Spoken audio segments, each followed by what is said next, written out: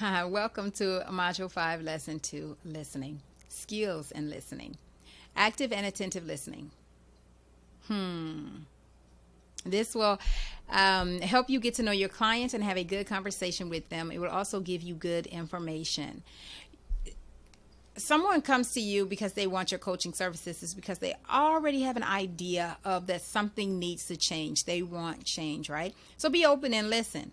Clients will tell you exactly what you need. If you just listen, like sometimes I have done and written a whole plan out for coaches I have available that I will make accessible in the group. But I had this plan and I actually went through the whole plan, wrote it down. And by the time I got to my discovery call with the client, and she had answered everything. So when it was time for me to speak, I asked one question. She was able to sum up everything. And by the time it was time for me to speak, I said, well, you answered this, you answered this, you answered this, you answered this. And we moved on, and we were moving at a fast pace. And it only took one session, follow up communicating as we've been doing. And that's been it. So listen to what is being said just to figure out how the patterns work, right? How it is being said, which is tone, and notice if any body shifting. And what is between the lines of what is being said, right? What are they repeating or hesitant to say? What are they not speaking? Notice if they are taking their time or taking their time to reword it before speaking it. So if they're cutting themselves off, restarting, rephrasing, things like that, pay attention to those things, right? Those are communication, the communicating skills, right? Traits in listening, quiet thinking, talking to yourself inside your head. Now, active listeners have these traits. These are traits of an active listener right here. They're quiet thinking. They know how to think, hear, listen at the same time, right? It is a practice. It is a skill that needs to be honed in on when we are listeners. We are coaches, right? Number two, as in, so one, like meditating, right? Quiet thinking. They meditate. They know how to meditate. They know how to choose what needs to be focused on and what isn't. They know how to sift things, place thoughts into sifters. They know how to listen to the thoughts of their clients and sift them through, right? Number two, talking to yourself inside your head. This is internal dialogue. A lot of people are shunned against it, but the active listeners, this is what they do. They talk to themselves. They have conversations within themselves, right? So ask yourself questions regarding what you are hearing, right?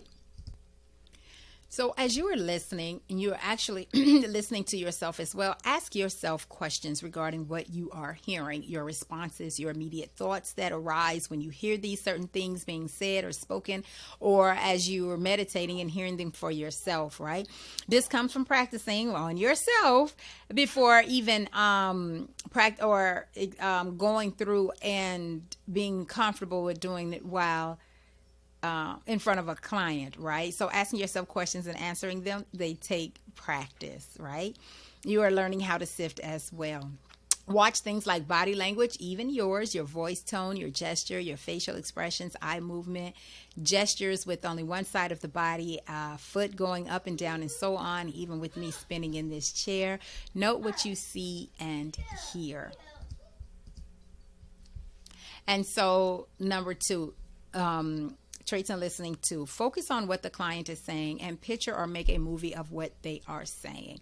So this is very helpful when you need to recall something someone said, right? You recalling something or a thought that you had, you're visualizing it, make it into a movie of what they are saying. So let them say their life. If they say, okay, for me, I was I went through, okay, I was in the Navy. What does Navy pictures show up for you, right? I drove a Mini Cooper. Visualize those things. See me sitting behind my red Mini Coupe, right? Driving it. That is something that is relatable and also recallable when you're speaking with your client. And as for yourself, like, what did I think about this morning at 7 a.m. as I laid in the bed? I said that you recreate the environment. And this helps in remembering and referencing back when it comes to your time to speak, right?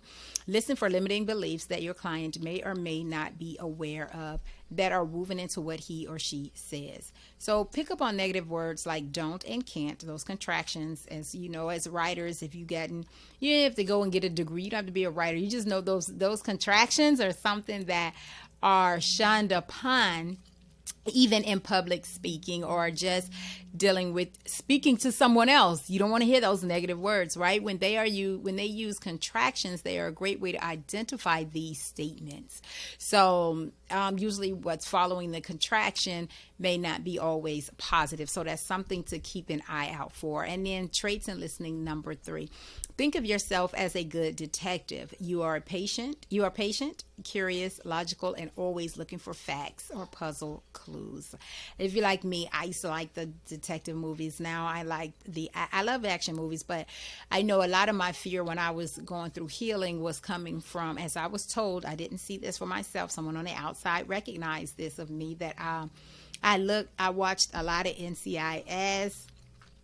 I watched I snapped those detective movies and things like that, and a lot of fears, thinking someone's going to carjack me at the stop sign, fear of walking into my garage, like walking around my home, thinking a boogeyman was in the bathroom, in the closet, under the bed. These things were fed upon by the images that I was allowing to come into me. So I had to go through my healing. I had to be removed from that environment that I placed my own self in by cutting on that TV and watching those shows, right? So, yes, so investigate while listening, of course, and then go back and listen to what you're hearing to reach an agreement and make things clearer. So at the end, during my sessions, those discovery calls, I say, okay, you said this, right? Did I understand this correctly? You know, those things that I write down or I remember as I put that movie on and visualize. So feedback is the fastest and most effective way of showing that you were listening. Active listening, we know that, right? Use their words and sentences. Do not use your own, because you might choose a word that is not what they meant, right? So you use their word and you ask them, you tell them, this is how I understand for this word to mean. This is what you said. Am I understanding this correctly, right?